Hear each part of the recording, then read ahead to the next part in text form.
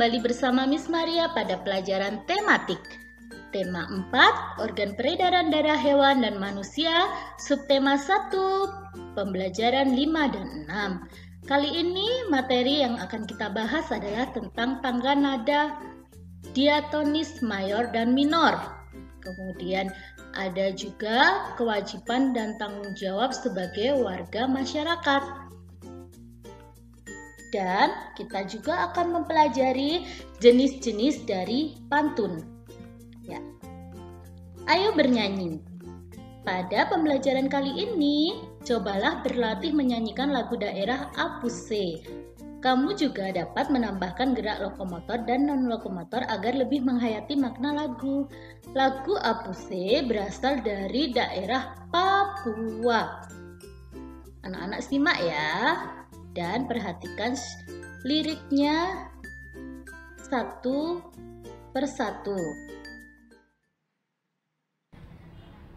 Apuse kokondao yarabe sorendoreri uvlenso baninema beki pase Apuse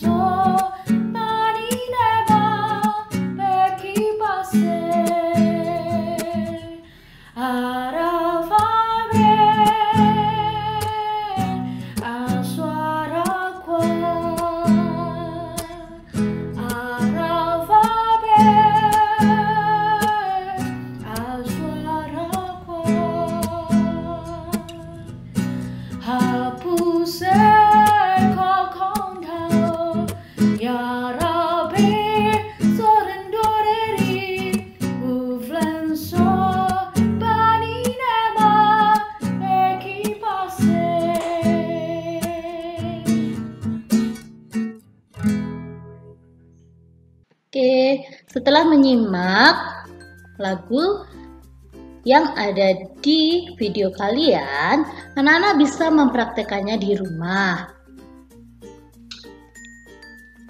Nah, dalam sebuah lagu ada disebut tangga nada mayor relatif. Nah, yang ada di video kalian ini, perbedaan tangga nada mayor dan tangga nada minor berdasarkan intervalnya. Kalian bisa perhatikan ya. Kemudian kita masuk ke pembelajaran 5 tentang mata pelajaran IPA, yaitu manfaat peredaran darah lancar. Apabila peredaran darah kita lancar, yang pertama kita akan selalu sehat. Yang kedua, bebas dari penyakit jantung dan stroke. Yang ketiga, paru-paru akan lebih sehat. Berikut adalah cara menjaga kesehatan peredaran darah. Yang pertama, mengkonsumsi makanan yang mengandung zat besi. Kedua, menghindari makanan yang terlalu banyak mengandung garam dan gula. Yang ketiga, membatasi asupan lemak. Yang keempat, memperhatikan asupan nutrisi bagi tubuh. Kemudian nutrisi yang ada di dalam tubuh kita ada asam folat, asam lemak omega 3, dan arginin. Kemudian yang kelima, memperbanyak konsumsi air putih. Yang keenam, istirahat yang cukup. Ya. Setelah dari peredaran darah, kita kembali ke mata pelajaran Bahasa Indonesia di pembelajaran 5 dan 6, yaitu tentang jenis pantun berdasarkan isinya. Ada pantun nasihat.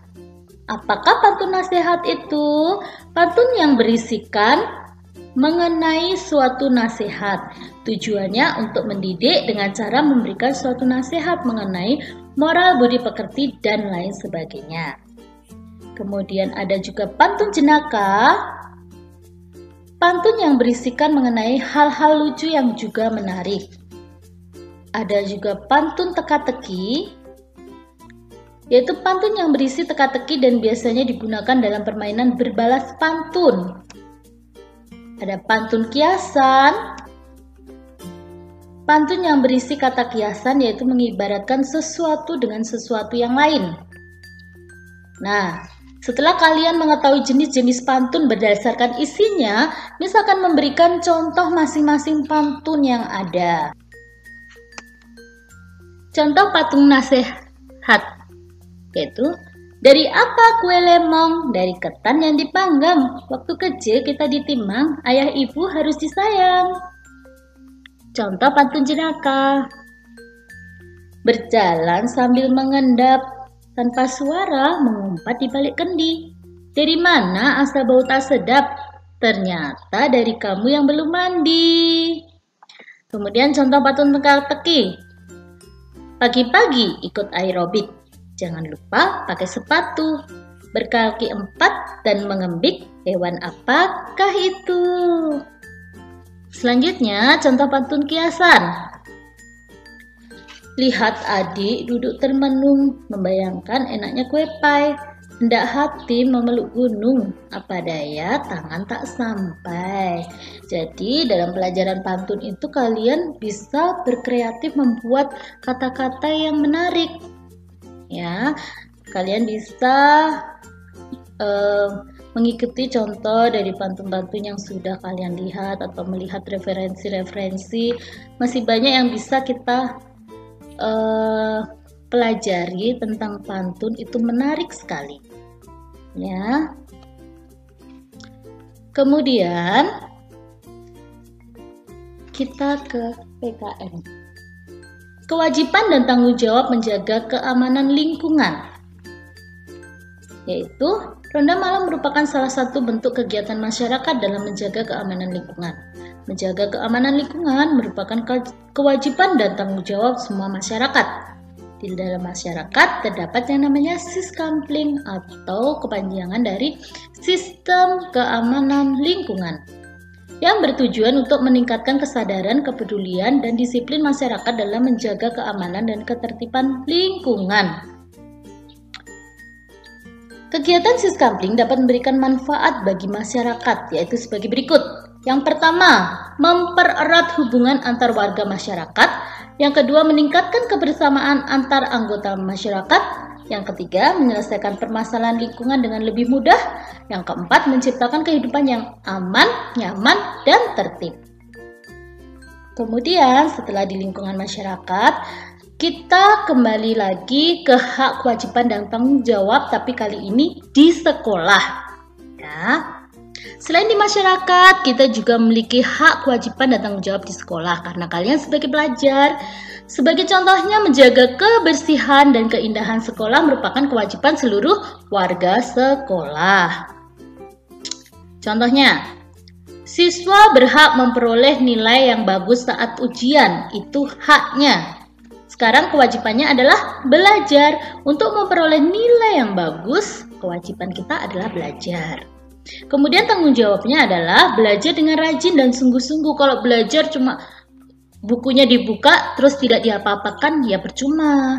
Tapi harus dengan penuh tanggung jawab melakukan kewajiban itu, yaitu belajar dengan rajin dan sungguh-sungguh.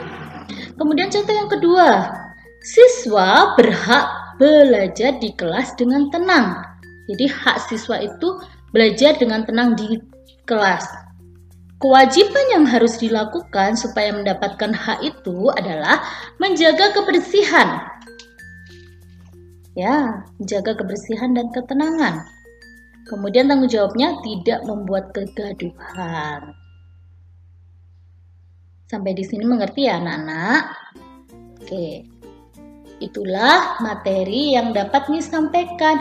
Jadi dari pembelajaran yang sudah kita pelajari, ada kita bernyanyi biar hatinya happy. Kemudian kita mempelajari tentang bagaimana cara memelihara kesehatan peredaran darah kita.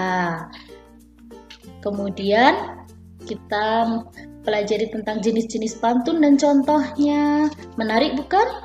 Kemudian tentang hak, kewajiban, dan tanggung jawab di sekolah. Nah, itulah anak-anak pembelajaran subtema 1 di tema 4. Semoga apa yang sudah disampaikan dapat kalian pahami. Tetap jaga kesehatannya ya. Jangan berputus asa, tetap semangat belajar dan sampai jumpa. Dah.